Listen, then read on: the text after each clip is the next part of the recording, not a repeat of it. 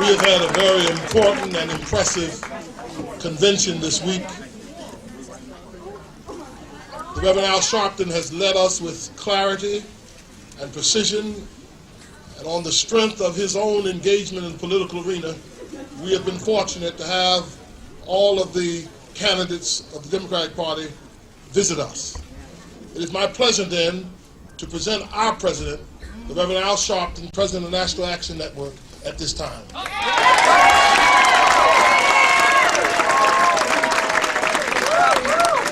Y'all, these photographers in the front, we really didn't come to see y'all, so y'all.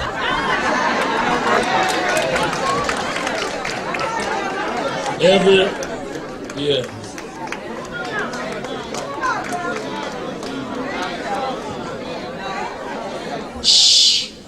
First of all, let me thank all of you that have been here all week for the convention and for all of our delegates. We will hear in a moment from the last of the candidates. We are glad that all of them have come, and let me state, as I've said in presenting all of them, that there must not be different standards in American politics. If it is appropriate, and it is, for John McCain to go and address Reverend Jerry Falwell and his constituency.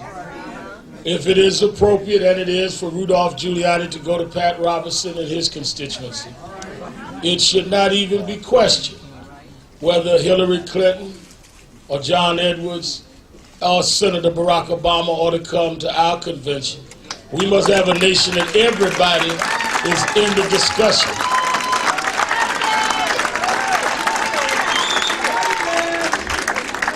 Let us recognize members of our national board and our chapter leaders around the country.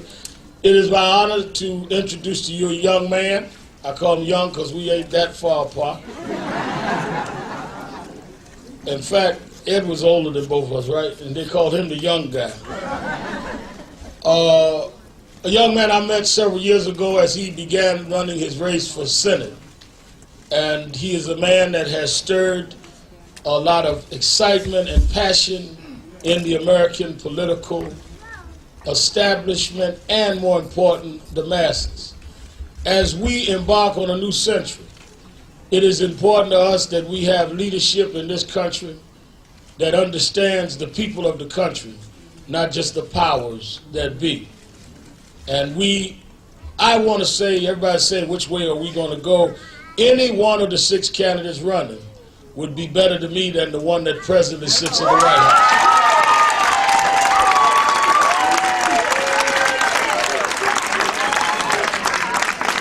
They all bring their unique contributions, and they all bring their unique attributes that would lead to the healing of this nation.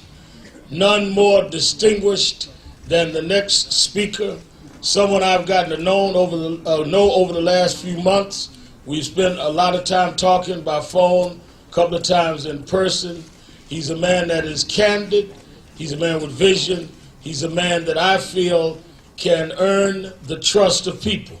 We have built a relationship where we don't have to agree on a tactic, but we agree on direction and can be candid with each other. I don't need people to make me feel better. I feel we need people that can make us do better. I bring you the Senator from Illinois, Senator Barack Obama.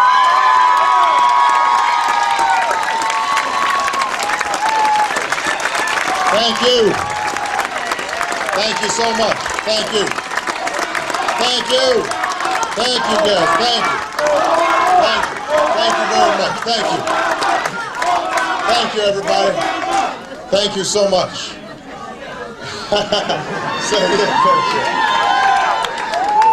That's all right. You're going to have some time now.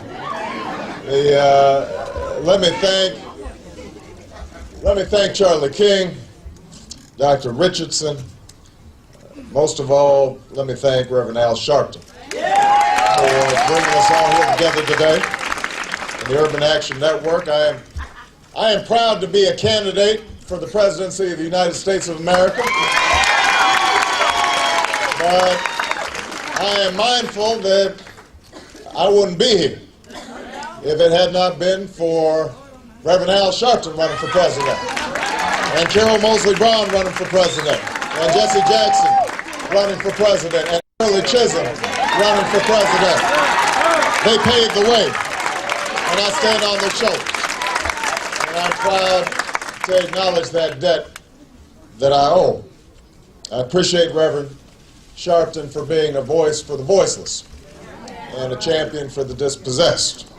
And as we saw last week, he's still on the front lines, fighting a good fight. And we are thankful for his energy and his willingness to challenge the conventional wisdom. I'm also thankful that Reverend Sharpton has built this organization because what he understands is that change in America doesn't happen from the top down. Change happens from the bottom up. Change happens when millions of voices set the agenda and hold those in power accountable to move that agenda forward.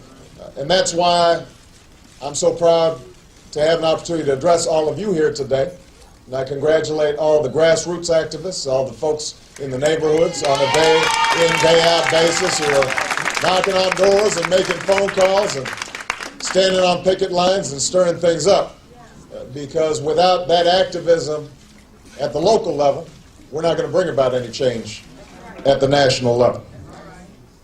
And the reason that I'm particularly appreciative of Reverend Sharpton's building this organization and recognizing the change comes from the bottom up is because that's how I've lived my life. That has been the principle around which I have entered into politics. Some of y'all don't know that I actually used to live in New York City. I went to Columbia University and got my hair cut uptown. There we go. Went to church once in a while uptown. Did some organizing at city colleges up on Amsterdam Avenue. And when I got out of college, I realized that I wanted to be a part of something larger. I had been inspired by the civil rights movement. I remembered those young people, straight back, eyes clear, sitting at the lunch counters and marching on behalf of their freedom. And I had been too young to participate in that, but I was reminded that the opportunities that I had benefited from had derived from the efforts of those young people. And so I'd become active in the anti-apartheid movement on my college campuses, and then decided that's how I wanted to spend my time. And so I wrote to every organization around the country that might be willing to hire somebody out of school. And I got to admit that most of the organizations here in New York didn't reply to my inquiries, and I'm not sure I could have afforded to live in New York anyway on a community organizer's salary, but there were a group of churches on the south side of Chicago that had come together to deal with the devastation of steel plants that had closed all across the region. Tens of thousands of people had been laid off, black, white, Hispanic. Homes had been foreclosed, commercial strips had deteriorated. And so these churches, recognizing that it wasn't enough just to pray, decided to take action. They came together and gathered up the little money they had and formed an organization, and since they didn't have enough money, the only person they could afford to hire was me. So they gave me, I still remember, they gave me $13,000 a year and some car expenses. And so I bought a little raggedy car and I drove out from New York City to Chicago, didn't know a soul. And for the next 3 years, I worked with these churches to set up job training programs for the unemployed and after-school programs for youth and try to bring city services into communities that had been neglected. And I've always said to people that was the best education that I ever had. Because what it taught me was that ordinary people can do extraordinary things when they're given an opportunity to shape the direction of their lives. Now, after 3 years, I went back to law school, got my law degree. And there's something humming down here. That's somebody's BlackBerry. Watch out. That's Sharpton's BlackBerry. Is that Hillary calling?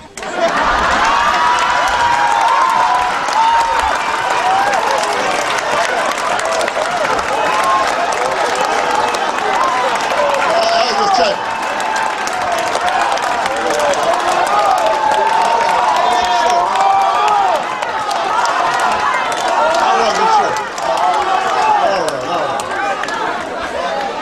Breaking my flow.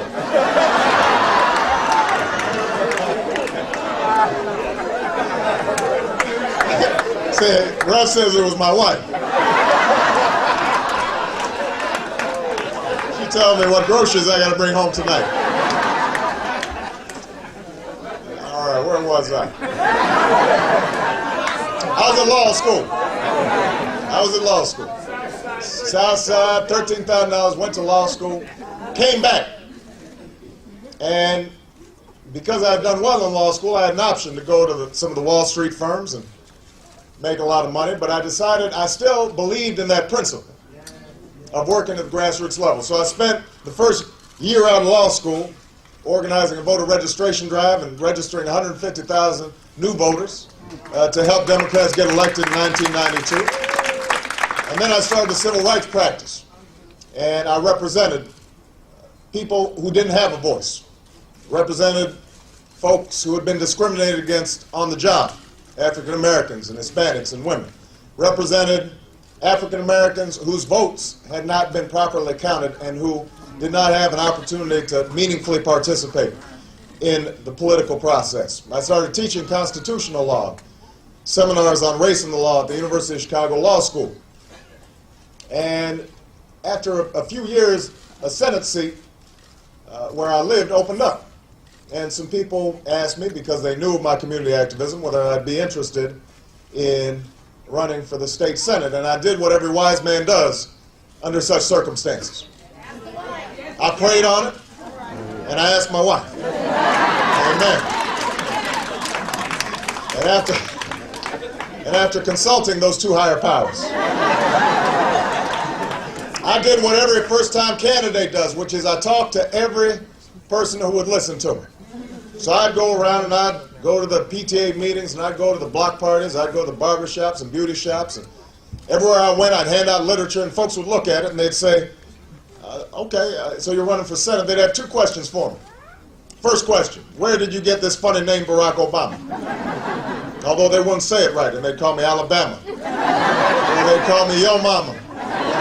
And I'd have to explain my name's Obama. And my father was from Kenya, from Africa, which is where I got the name from. And then my mother was from Kansas, which is where I got my accent from. But the second question bears on today. Because the second question people would ask is, you seem like a nice young man. You've got a fancy law degree, could be making a lot of money. You teach at a fine law school. You got a beautiful family, church-going man. Why would you want to go into something dirty and nasty like politics? Why would you want to go into politics? And the question is understandable because at some level, all of us feel cynical about the political process. Even those of us who are involved in it feel cynical about it because we get a sense that politics has become a business and not a mission. That power, especially in Washington, is always trumping principle. That we've got a lot of leaders who are long on rhetoric but short on follow-through. And so, over time, we get discouraged. Over time, we start feeling as if what happens in the public arena doesn't really make much of a difference. Maybe every 2 years, every 4 years, we vote, we hold our noses, choose the lesser of two evils. But we don't really have confidence that government is going to make a meaningful difference in our lives. At most, we hope that it does us no harm. But what I said to people in that first race, and the same thing that I've said in this political campaign, this presidential campaign, is that there's always been another tradition of politics. There's been a tradition that says that we're all connected as a people, that we've got a stake in each other. As I said at the 2004 convention, if there's a child in Harlem that can't read, that makes a difference in my life, even if it's not my child. If there is a veteran, in Chicago that is foraging through a dumpster because he's homeless, because he didn't get the proper services that he needed after serving this country, that diminishes all of our patriotism. That basic notion that I am my brother's keeper, that I am my sister's keeper, that is part of what has built up America at every stage. We like to talk about our self-reliance and our individualism, and that's a good thing. But what we have to also talk about is the notion that we're one community, that we've got some ties to bind us together, that we can't rise up if some of us are still down.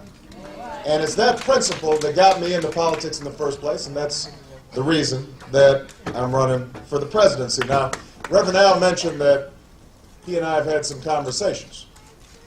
And one of the things that I have said to Reverend Sharpton is that I absolutely agree that I should not get the support of the African American community simply because I'm African American. I don't believe in that. That is not what America is about. If I get support from the African American community or the white community or the Hispanic community, I don't want it to be because of my status or what I look like. I want it to be because of what I've done and how I've lived and the principles I stand for and the ideas that I promote. And that's why when I come before the Urban Action Network, I want people to focus on those things: where I've been, what I've done, how I've operated.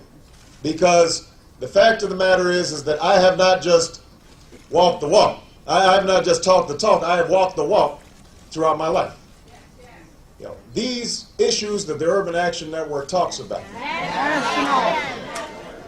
National. Action Network talks about. They are not just the issues of a campaign. They're the causes of my life. At every juncture, they're the things that I've worked on. So let's talk about some of those issues. We know that we've got a healthcare system that's broken, that's bankrupting families and bankrupting communities. We know that it's affecting all of America, but we also know that it is particularly hitting hard on African American and Latino communities. We know the statistics. We know that 2/3 of the folks who don't have health insurance in this country work every day. Some of them work 2 jobs and still don't have health insurance. Now, during the presidential campaign, everybody's going to come up with a proposal to provide health insurance to every single person. But let me tell you what I did when I was in the Illinois Senate. Let me talk about how I provided health insurance to thousands of children who didn't have health insurance. How I helped to bring Democrats and Republicans together to provide health insurance to parents of children who did not have health insurance. I can talk about how I fought against insurance companies who were price gouging the uninsured, charging them more than folks who had health insurance, and how we helped to work to reverse that. I can talk about how we worked together to reduce the price of prescription drug for senior citizens in Illinois. I don't just talk about it, I've done it. Everybody talks about the criminal justice system and how it has not always treated people throughout America equally. Well, I don't have to just present a proposal about what I'm going to do, Reverend. I will talk about what I've already done. In the Illinois legislature, I passed the first in the nation law requiring videotaping of interrogations and confessions in capital cases, so we wouldn't have 13 innocent men on death row in Illinois. I passed the first law requiring that we monitor racial profiling in Illinois, prohibiting the practice. I don't just propose, I've actually done those things. I know that everybody here is concerned about ex-offenders. We hear some talk during campaigns about the fact that we've got hundreds of thousands of young men and increasingly young women who are coming back into our communities each and every day. and that if we don't do something about it, there is no way that we can overcome and rebuild our communities. There's no way that these men can be fathers effectively if they are not only imprisoned, but then placed under an economic death sentence for the rest of their lives. Well, I haven't just talked about these things. I've actually done it. When I was in the Illinois legislature, we passed laws to make it easier for ex-offenders to gain gainful employment and to become barbers and to become people who are able to work in various industries around the state. We know about voting rights, that our parents and our grandparents, they didn't march and they didn't submit themselves to fire hoses and imprisonment simply in order for us to have ordinary law-abiding citizens intimidated and deceived into not being able to vote. And that's why not only as a lawyer did I file suits on behalf of those who had been disenfranchised, but I also passed laws and have introduced laws right now in the United States Senate to make sure that we make those deceptive practices a felony throughout America. That we cannot have a situation in which people are being told that they cannot vote. So when I talk about these issues, these aren't issues that are new to me. These aren't issues that I just decided to start talking about as a presidential candidate.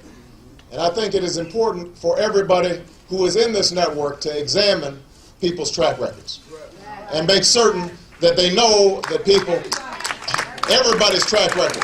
And what I have said to Reverend Sharpton, and I will say here today, if there is somebody, I don't care whether they are white or black, whether they're male or female, if there is somebody who has been more on the forefront on behalf of the issues that you care about and has more concrete accomplishment on behalf of the things that you're concerned about, then I am happy to see you endorse them. I am happy to see you support them. But I am absolutely confident that you will not find that, because there is nobody who has stood fast on these issues more consistently each and every day than I have. That is something that I know. Now, let me say this. We know what the challenges that confront us are nationally. I already spoke about some of them. We got a healthcare system that's broken and bankrupting not just families but also our government. We've got an education system that, despite the sloganeering, is leaving too many children behind. They left the money behind for No Child Left Behind. And we are not preparing our young people in order to be able to compete in an international economy. We know that we've got the absence of an energy policy that leads us to send $800 million a day to some of the most hostile nations on earth. And that, in addition, also is melting the polar ice caps and changing the climate of the planet. And I know that that may not be something that we think is important on the south side of Chicago or in Harlem, except we should remember that typically when you have these forces like climate that shift, the people who are hurt are the poor. The people who endure famine are those in Africa that are most vulnerable. It is people who have the least that end up being impacted. We know that we've got an economy that has never been better in some places. You go down to Wall Street and take a look at some of those bonuses folks are racking up. That we've never seen higher productivity among our workers, that we are seeing enormous corporate profits. But everybody here knows what's happening among your neighbors and your friends, that the majority of families all across America are seeing a situation in which day in, day out, they are living paycheck to paycheck. That they're seeing their gas bill go up, they're seeing their electricity bill go up, they're seeing college tuition for their children go up, they're seeing gas prices at the pump go up, they're seeing their health care go up, but their salaries aren't going up. Their wages aren't going up. And so we understand that we've got an economy in which the burdens and the benefits of a global economy are not being spread evenly, and too many people are being left behind. And then we've got a war in Iraq.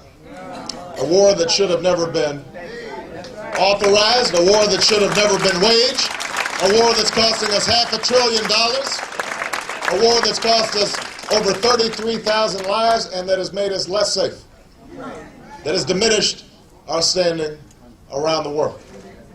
Remember what I said, don't just look at folks who talk the talk, ask who's walked the walk. In 2002, I stood in front of 3,000 people, Reverend, in Chicago, and I said this war is a bad idea, that it shouldn't be authorized. I did it when the war was popular. It's easier to talk about the war when it's unpopular. I talked about it when it was popular and said that this is the wrong course for America to take. And so we know what the challenges are, but ultimately what we also know is that despite all the talk, nothing's going to change unless we change our politics and unless we change what's happening in Washington. Unless we get over a small and a timid politics, a politics that's based on who's up and who's down, a politics that's based on slash and burn negative ads, instead of a politics that's bringing people together to actually solve problems. There is nothing that we can't accomplish if we're able to forge the kind of coalition that all of you are trying to forge. But we are not going to be able to do it if we run politics as usual. That is something that I'm absolutely convinced about. If you are waiting for somebody to get elected to the White House and save you, it will not happen. It is only going to happen because all of us, millions of voices, decide we are going to save ourselves, that we're going to pull together, that we're going to organize, that we're going to mobilize, that we're going to march, that we're going to talk about these issues in a meaningful way. And so let's talk about what we can accomplish. On health care, we know what we need to do. We know that if we provide preventive care so that children like my daughter who have asthma are getting regular checkups each and every day instead of having to go to the emergency room, then we will save money and that child will be healthy. We know that if we give every single person who's got a chronic disease the kind of care that they need, so that if somebody's got diabetes, that they're getting the medications they need each and every week, then we're not going to have to pay for the $30,000 foot amputation. We will save money. Those people will be better off. We can take that money and we can create a system in which every single American has affordable health care in this country. That is something that we have had enough talk about. Every 4 years somebody talks about universal health care and nothing happens.